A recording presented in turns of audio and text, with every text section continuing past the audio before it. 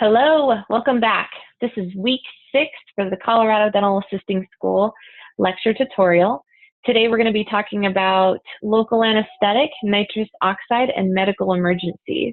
This lecture was originally done by Dr. Scott Frederick, so just so you all know, this is his work, his masterpiece. So let's move forward. All right, local anesthetic. You guys are going to learn in more detail today the definitions, the mechanism of action, techniques, and of course, anatomy. We have some awesome pictures for you, so please follow along in your binder and take notes. We also are going to talk about nitrous oxide, the definition of nitrous oxide, and of course, the advantages of it, what you're going to be looking for in your patient when you guys are administering it, and all of the different techniques that we use. Medical emergencies, you will learn in your lab today how to take vitals. You'll learn the different types of medical emergencies, and we will talk about a couple tips and tricks that doctors like to use to help avoid medical emergencies, which is always nice. And then, of course, we're going to break off into groups and go into our lab. Definitions. Okay. Let's go back. I want you guys to remember these 3 definitions because it's very important. In dentistry, we use many different types of pain control. However, it's easy to get confused with the difference between general anesthesia and what we use as conscious sedation. So anesthesia is our first word up here, and the definition for that is the loss of all modalities of sensation, which include pain and touch. So general anesthesia is achieved when the patient becomes unconscious. This is usually done in a hospital setting. We do not use general anesthesia in the dental office. A lot of times we don't need it because we don't need our patients to be unconscious for extractions or anything like that. That's usually for more in-depth surgery, and it would need to be done in the hospital. So try to remember general anesthesia is achieved when the patient becomes unconscious. Local anesthesia, the patient remains conscious, but the anesthesia is localized to one part of the body. Now let's talk about different types of local anesthesia. We have analgesia, which is a loss of pain sensation only. When analgesia has been produced, it is possible that the awareness of touch may still be present. So what this is talking about is a localized injection to numb an area so they don't feel pain. However, your patient may still feel pressure. A lot of times when we have patients come in for extractions and they don't want to have the IV sedation done, they just want to be numbed up and have the extraction completed, that's okay. Our first question for them is, do you feel any pain? And not only do you feel pain, but we need you to be aware that you will feel some pressure. A lot of times when we start the extraction, the patient will complain and say, ow, or have some sort of reaction. And usually that's because they feel pressure. We cannot take away the sensation of pressure. It's only numbing the nerve so they don't feel pain. So try to explain that to them when you're asking, are you okay? Is everything okay? Are you feeling a sharp pain? Do you just feel pressure? And a lot of times their answer is, oh yeah, it just feels like a lot of pressure. Well, go ahead and reassure them and educate your patient and let them know. We did give you a local anesthetic injection, so you shouldn't feel any pain. If you do feel pain, please raise your left hand and let us know. Sedation is a little different. Sedation involves the administration of a sedative to reduce anxiety in the conscious patient. In addition, the patient may require an injection of local anesthesia. This is so important to remember. A lot of times our patients will say, you know what, I want to go ahead and do the nitrous oxide so I don't have to get a shot in my mouth. Well, that's not true. You will feel a numbingness around the gingival area when you're on nitrous oxide. However, the tooth is not numb and they would feel it if we were to work on it. So if the patient's trying to avoid getting a shot in their mouth and they want nitrous oxide, please make sure that you inform them that they will still be getting a local anesthetic injection because we want the tooth to be completely numb and it to not have a traumatic experience. So sedation can also involve IV sedation. A lot of times our doctors will use IV sedation when a patient has a really high anxiety or nervous system reaction, or they're having some sort of oral surgery and they just don't want to be awake for it. This is considered a conscious sedation. So what that means is they are not fully sedated where they're completely unconscious and unable to move or respond to us. Do the patients remember? Absolutely not. The majority of the time they have no idea, or they remember something that didn't happen, like meeting a celebrity or something crazy. So in IV sedation, we always give them the post-op instructions before we administer any sort of drugs, and the doctor will be in the room. They will be the one administering the nitrous or the IV sedation, depending on what sort of sedative that they choose to use that day. It could also be Valium that they are on, and that would be considered a conscious sedation. It does calm the patients down and reduce anxiety. It also helps reduce any medical emergencies that could come up. So when we have a patient under IV sedation, a lot of times we can tell them, open please, or can you put your arm down, or try to relax, lay back down. You know, they will respond to us when we do ask them simple commands like that. So this is still considered a conscious sedation. Would we ask a patient to make any sort of decision making on treatment or anything like that while they're under IV sedation? Absolutely not. In fact, it's important that they bring a driver with them, so someone can drive them home safely, and we know that, you know, they've gotten home and everything's okay. So anytime we have IV sedation, the patient needs to bring someone with them to make sure they make it home okay.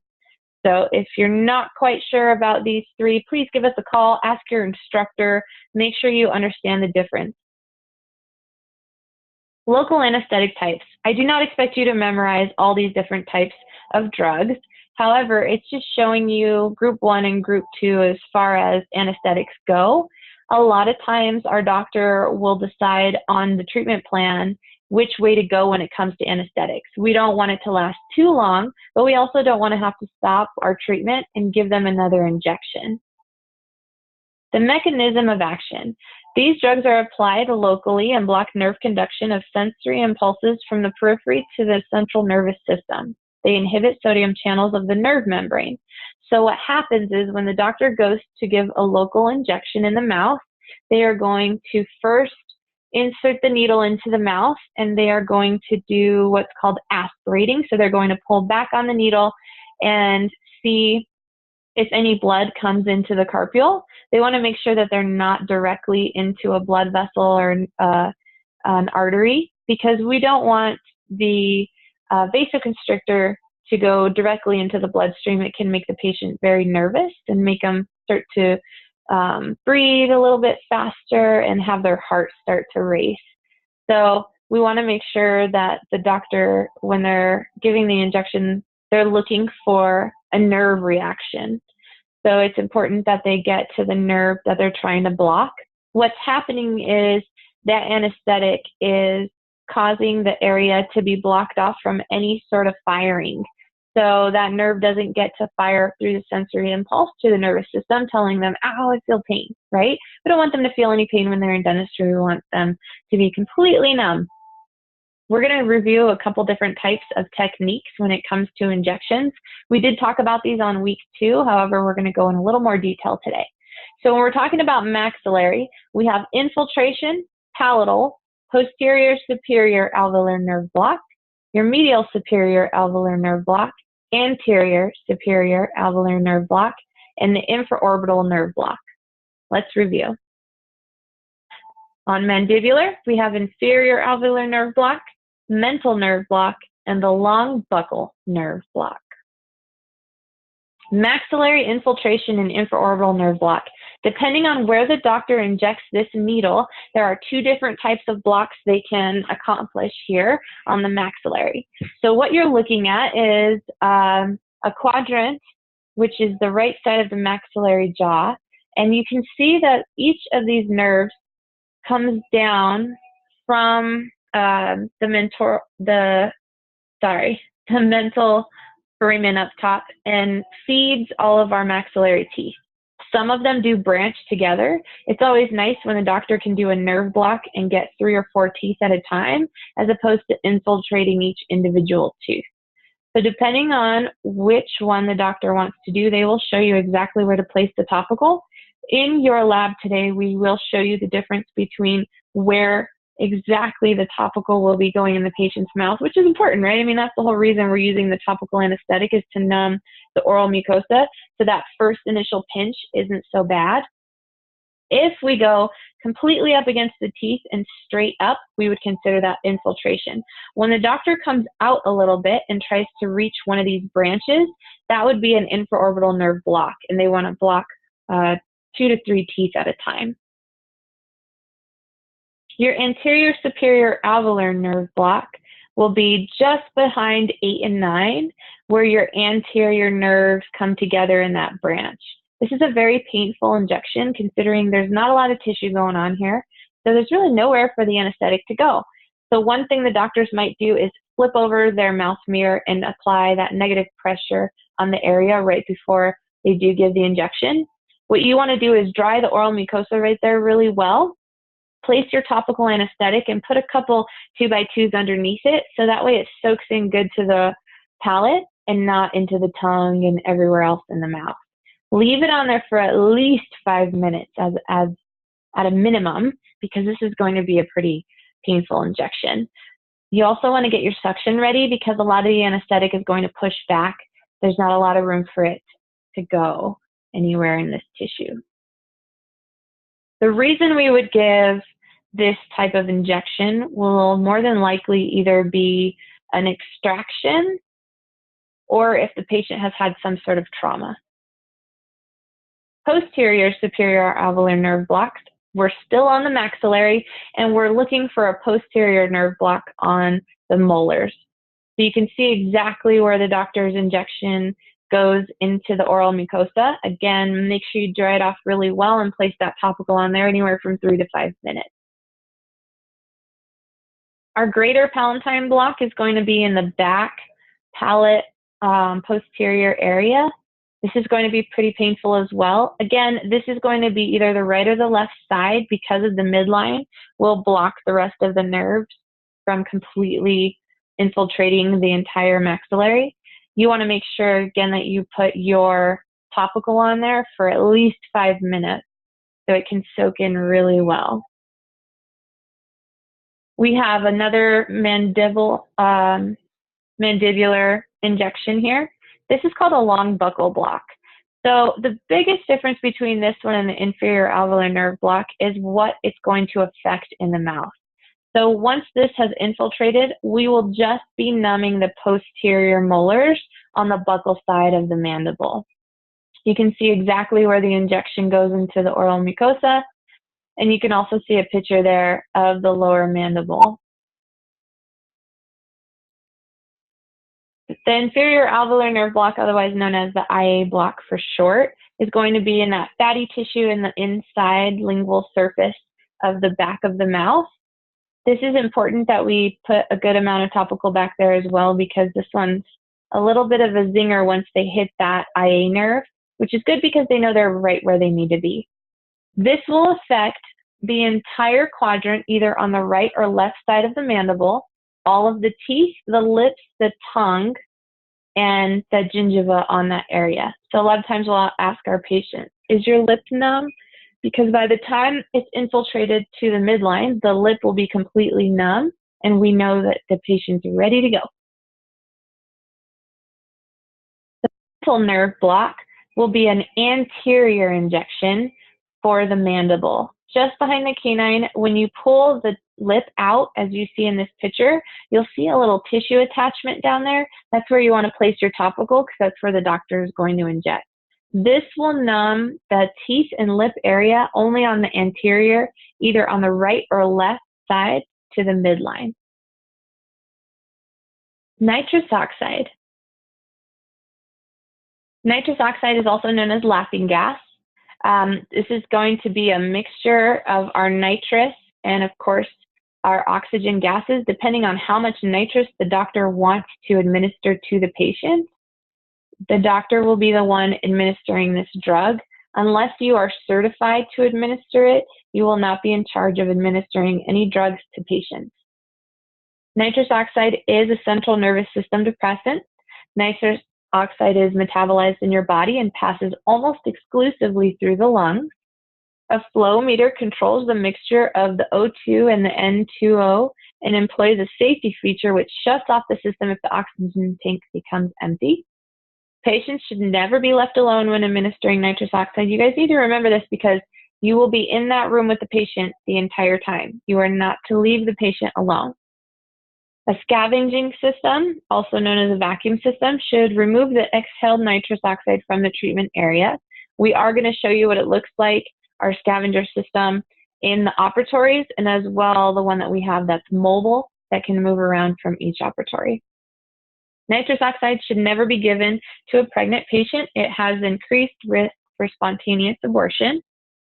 This is a little tutorial of what to expect as far as concentrations of sedation. We want you to know what kind of signs to look for and symptoms in patients. This needs to be your top priority when you're in the room. You want to make sure that the patient is safe and that the symptoms that they're having, you're paying attention to, and that you're there to make sure to advocate for the patient. So early to ideal sedation is a concentration from 20 to 30%. Everyone is going to react to this differently. Your doctor might need to turn it up for certain patients, where others, they might need to turn it back down. So try to keep that in mind. We will take vitals for our patients anytime we give them any sort of sedation. So if the patient comes in and they're getting IV sedation, or let's say they're doing nitrous oxide, we are going to take their vital signs and record it in the chart notes before and after while the patient is in our office for treatment. So lightheadedness, dizziness, tinglings of the hand and feet, body warmth, feeling of vibration throughout the body, numbness of hands and feet, numbness of soft tissue of the oral cavity, feeling of euphoria, a feeling of lightness or heaviness in extremities. So they're going to tell you that they feel numb in their mouth. You'll notice their blood pressure, heart rate is slightly elevated early in the procedure, and then it'll return to a baseline value. Their respirations should be normal. So watch their respirations, make sure they're not starting to breathe heavily or starting to hyperventilate. They will have a vasodilation of the peripheral vision, flushing of extremities in the face, so they might get a little red in their cheeks. And you'll notice that their arms and legs relax, their shoulders relax back, and they're kind of like, okay, this is good, I can do this, I'm okay here. When they first sit down, a lot of times they're very closed off, and you'll watch that body language change as the concentration from the nitrous starts to enter the body and relax the patient. A heavier sedation or slight oversedation, let's talk about those symptoms and signs. It can be a concentration anywhere from 30 to 50%, but again, remember, some patients might be affected differently at 40% than others. So this is just a general idea. Hearing, especially of distant sounds, becomes more acute. Visual images become confused. They can see a pattern on the ceiling or the wall. Sleepiness, laughing and crying. We don't want them to get nauseous, right? I do not want to be cleaning up anyone's puke. I don't think you do either. So let's make sure and keep that under control. Their movement will increase. So they're going to, start to get a little antsy. They don't want to sit in the chair anymore. Their heart rate and blood pressure will increase. And of course, their respirations will start to increase. They might start sweating and they might cry. So when you see these signs and symptoms start to erupt, you want to let your doctor know what's going on. Please, again, do not leave the patient in the room by themselves. So if you have a radio or if someone is near you, ask for help so the doctor knows what's happening. It's not very common that the doctor leaves these patients like this for long periods of time in the room by themselves with you. So I don't want you to get the idea that like you're going to be in there alone a lot. That's really not going to happen. It might be maybe 5 to 7 minutes while they go do an exam really quick and come right back. But if you need help, there will be plenty of people there to help you if for some reason some sort of medical emergency was to happen. Here's a picture of a scavenging system that shows you where the oxygen and the nitrous flow meter is, so that way you know exactly how much is being administered. You will be required to chart this, so make sure that you record this into the chart notes exactly how much of the nitrous was administered and then how long they were on pure oxygen before they left the office and were feeling better. Record their symptoms and all of the signs that they had while being on it, and that way you can give them a really good idea if they had it in the past and they can't remember how they were, you can always go back to that chart note and say, oh, you know what, you had a really great experience and this is how it went. This is how much we administered. So that way we know what's going on.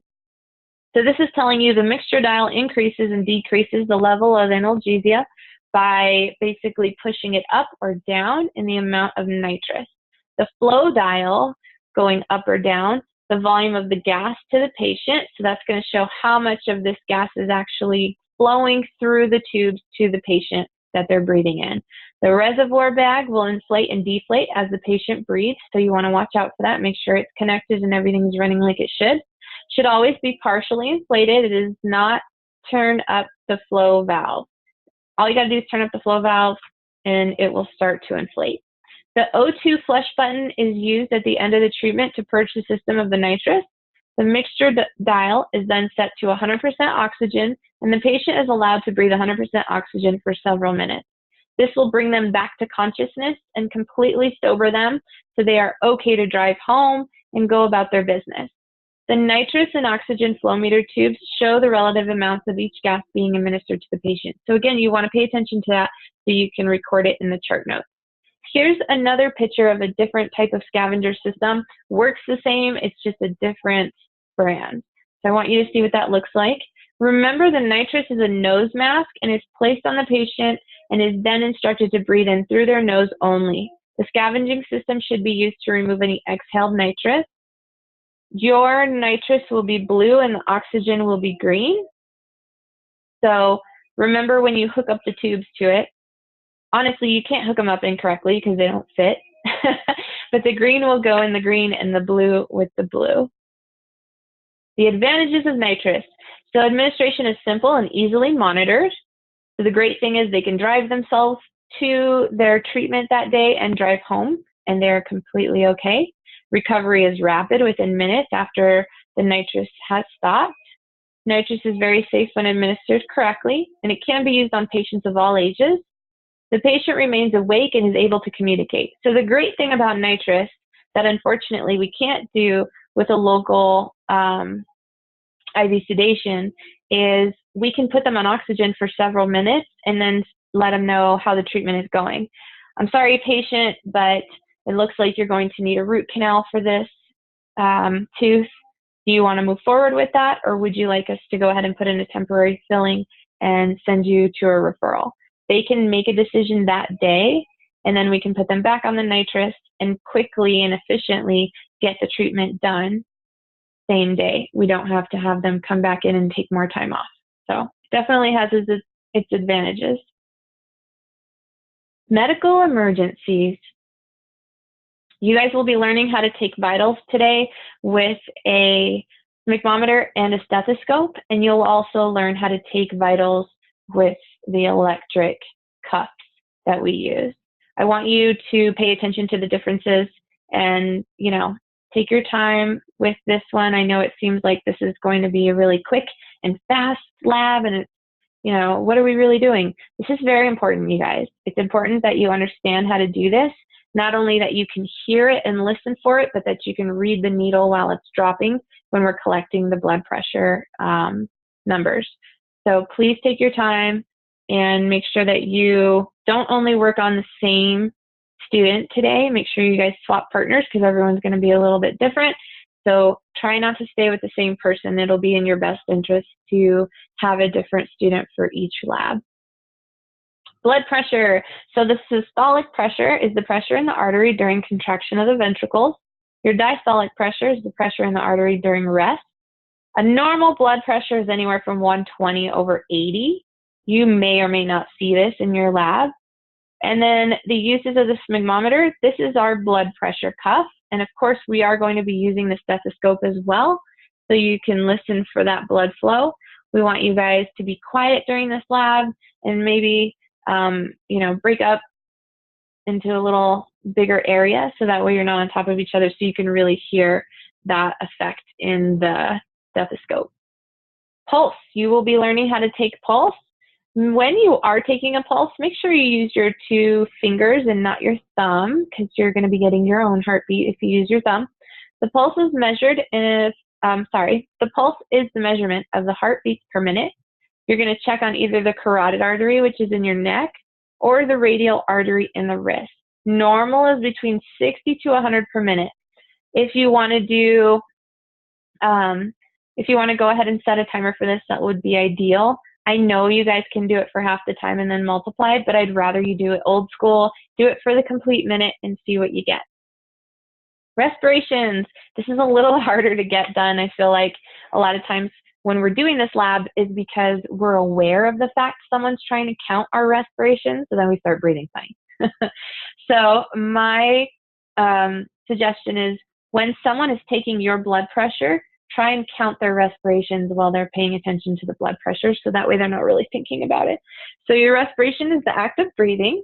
You're going to look to the chest to rise and fall. Normal is going to be around 20 respirations per minute. Medical emergencies. Angina is chest pain, which is caused by an inadequate oxygen to the heart. A myocardial infarction is a heart attack. This is a condition in which damage to the muscular tissue to the heart is commonly caused by obstructed circulation. Seizure, the physical findings or changes in behavior that occur after an episode of abnormal electrical activity in the brain. If a patient knows this seizures are common for them, they will let you know and it will be in their health history. So a lot of times if you see that in someone's health history, when you seat them, ask them, you know, how many seizures do you have a day? If one happens, what are you most comfortable with us doing to help you through it? So I don't want, you know, if you feel like you have anxiety about it or you're going to panic, please let your doctor know so that way they know the situation and maybe swap out with a different dental assistant. We don't expect you, you know, to be able to do anything by yourself as far as medical emergencies go, but it is something that happens in dentistry and we need to be aware of the situation and be proactive so that way we can help our patients if something does happen. A stroke happens when blood flow to part of the brain stops, also known as a brain attack. If blood flow is stopped for longer than a few seconds, the brain cannot get blood and oxygen, so brain cells can die, causing permanent damage. An allergic reaction is usually an immune response or reaction to substances that are usually not harmful. The symptoms you might see in a patient are swelling. They might feel like a burning sensation. You might see welts or hives on them. People can be allergic to just about anything. And so anytime we see any sort of allergic reaction in a patient, we make a note of it in their chart. So whatever they came in contact with that day, we make sure that, you know, we don't put them at risk again. Anaphylaxis is a life-threatening type of allergic reaction. What happens is the esophagus starts to close and the patient is having a hard time breathing. We do have a crash cart in all of our offices for all of these different types of medical emergencies. So if something happens, you'll always call on your doctor and your doctor will tell you exactly what they need you to do. A diabetic attack. Hypoglycemia occurs when blood glucose levels fall below 4 millimeters per liter. And symptoms, we could be pale, feeling weak, hungry. They could have a higher heart rate than normal.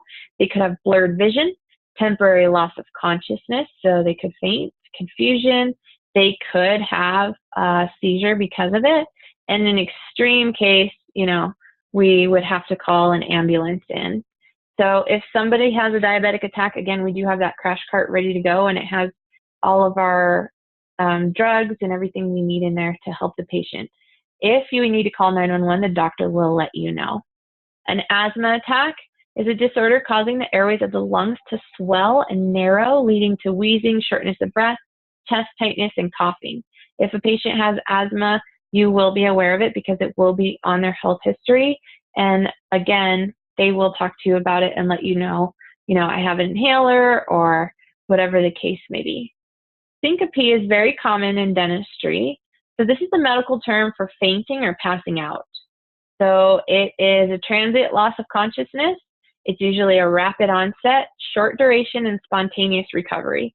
It's due to low blood flow to the brain. So what happens is our patients come in, they have high anxiety, right? They're not really excited to be here. They might have to get some treatment done today that they are just a little freaked out about. And a lot of times our patients that don't do the IV sedation and just decide to be numb, we will extract a tooth on them or complete whatever treatment it is we're doing. And once we tell them, hey, you did a great job, you know, we're just going to put some 2x2s in there for a minute and let them sit, and then we're going to stitch you up. I want you to stay seated, because the second you tell them you did a good job, they're like, okay, I'm done. Let's go. Let's get out of here. I don't want to be here anymore. And they usually get up out of the chair too quickly, and they come right back down and they faint. You don't want to try and catch the patient, because they could take you down with them, and then who's going to help the two of you if you're both down, right? So to avoid this situation, tell your patient the treatment is complete. However, I need you to stay seated. I'm going to go ahead and get your vitals again before you go and answer any questions you might have about postoperative treatment. Make sure that they stay seated. It's very important. We don't want the patient to accidentally get hurt in any way. Chest pain. Our doctor likes to follow this order when it comes to chest pain. So nitrous oxide. A lot of times the doctor is going to administer nitrous to help blood flow and get everything kind of calmed down. And also oxygen. Oxygen is good. A lot of times when patients have chest pain, it could just be anxiety. So if we put them on oxygen and they start to breathe better and get some more oxygen into their brain, they start to calm down. If we have to use nitroglycerin, the doctors usually prescribe nitroglycerin for angina, which is often caused by some sort of heart attack. So it is a sudden heart release chest pain, and it happens because something prevents the flow of the blood to the heart muscle.